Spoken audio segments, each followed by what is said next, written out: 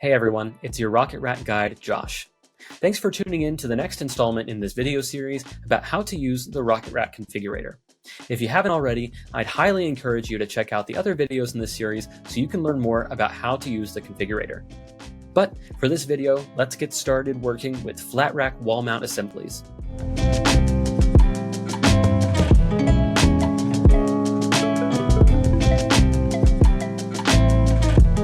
Alright, here we are again in the Rocket Rack Configurator. As you can see here, I've already got my project going for all the examples I've been showing in this video series, but if you want to create a new project from scratch, go to New Project up on the left. Let's click into our project. As you can see here, we've got line items for all of the videos I've done so far. We've got trapeze, single post, double post, and inline post, and all of that information is here, as well as the ability to export the bill of materials and the detailed dimensional PDF drawings for each individual item. Also, if we wanted to, we could go to Queue All, and it will export the PDFs for all of the line items inside this project. All right, let's go to Add, Flat Rack Wall Mount. All right, here we go. A single flat rack has been populated for us here inside the configurator. As you can see, we've got our hygienic spacers already built into this. And so let's get started. Under assembly details, we're going to go ahead and fill that out with the assembly information that I've discussed in previous videos, such as where it's going to be installed in your facility and what group it's going to be supporting, as well as the date that it's required to be on site. I'm going to go ahead and fill those in now.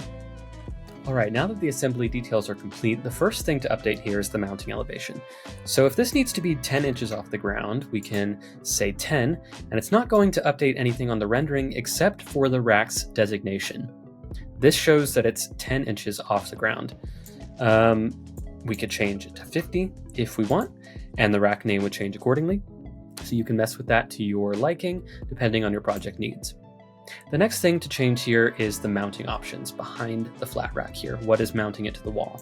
Right now we have a spacer here with the blue hygienic gaskets on each end. We can change the spacing of that from a 2-inch spacer to a 1-inch spacer depending on your needs, or you can change it to a wall plate. The wall plate has the blue hygienic gaskets as well, and it is secured with fab lock fasteners, and so depending on your project needs, this might be what you want. And you can change the wall plate spacing from 2 to 4, depending on if you need your flat rack to stand off from the wall a specific amount. I'm going to go with this. And as you can see under bill of materials, we've got the fab locks needed to mount this. We also have the 2 rocket plates 4 inches from the wall. It's the entire assembly here that you need, as well as the flat rack. All right, if we're ready to put some components on here, we're going to go to the Part Children tab and hit Rack at the elevation of 50. And here we can change the rack type, the rack length, and the rack material. Under rack type, we've got a standard rack with manufactured holes. And what this means is that we've got the rack here with the holes for mounting, one on each side.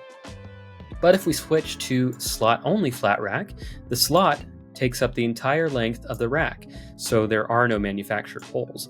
So this just gives you greater mounting flexibility depending on your situation.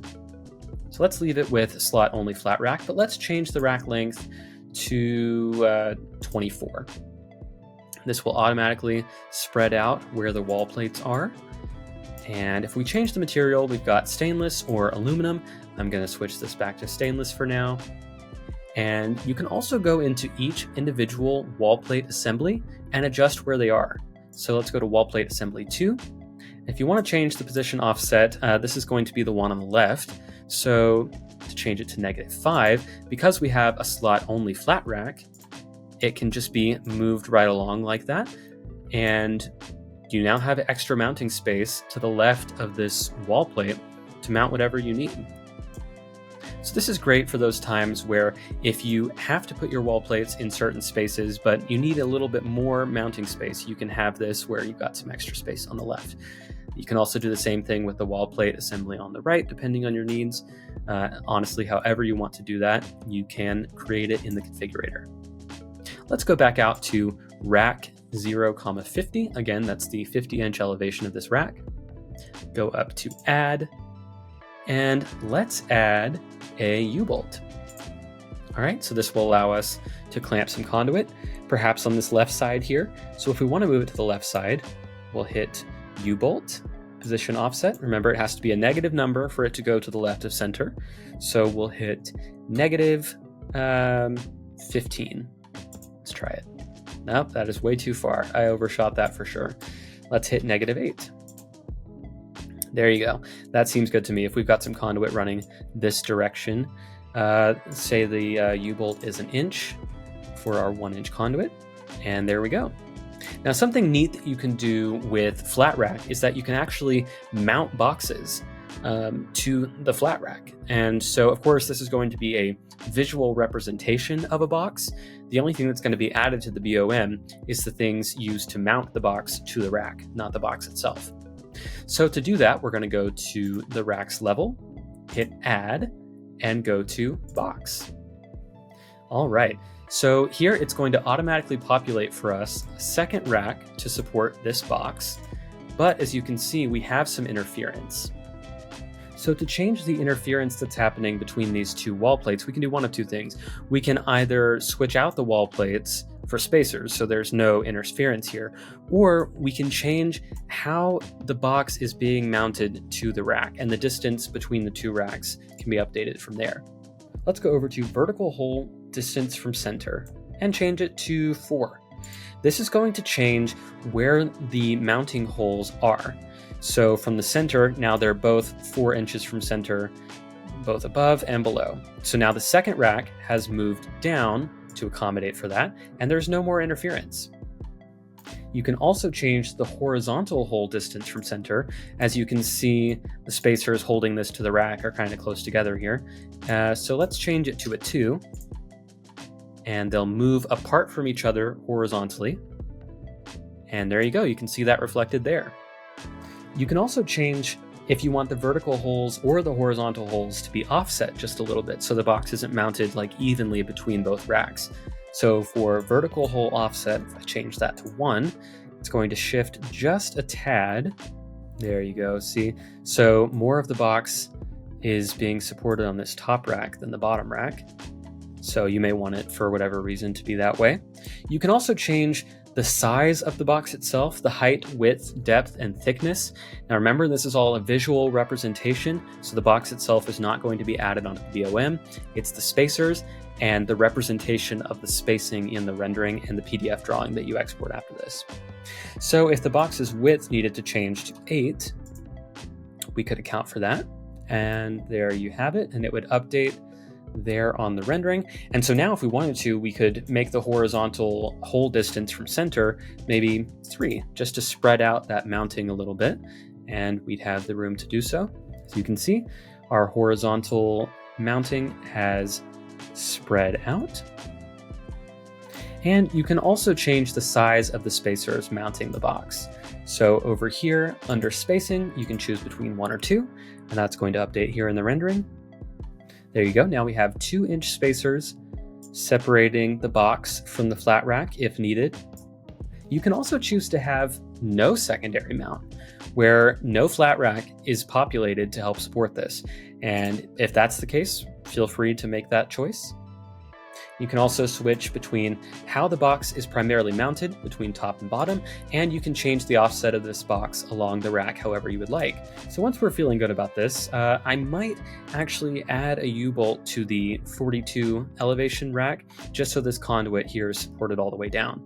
Now, since this one was on the 50 elevation rack, we're not going to be able to duplicate it onto the 42 elevation rack. We're going to have to go in manually and do that.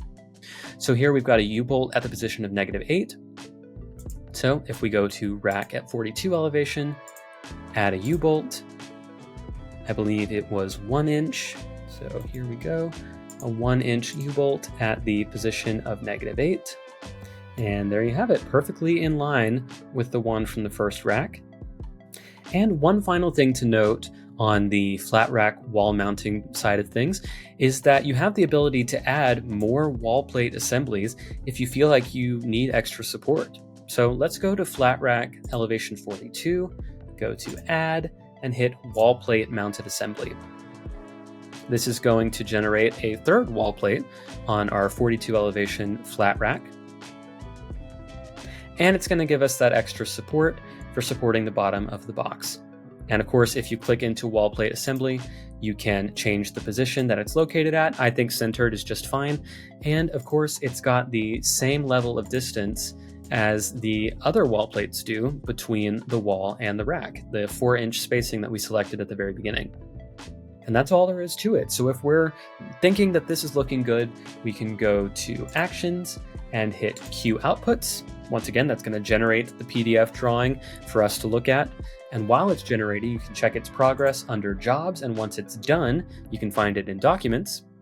And while we're waiting, we'll go to Export BOM, and that's going to give us a spreadsheet with all of the parts needed to create this installation, with the exception of the box itself.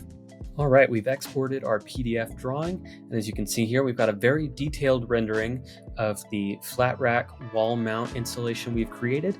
There's no box showing here, but we do have the spacers here to represent where the box would go. And on the next page here, you can see we've got a front-facing view along with the necessary measurements. The elevations here are listed on the side, 50 inches and 42 inches.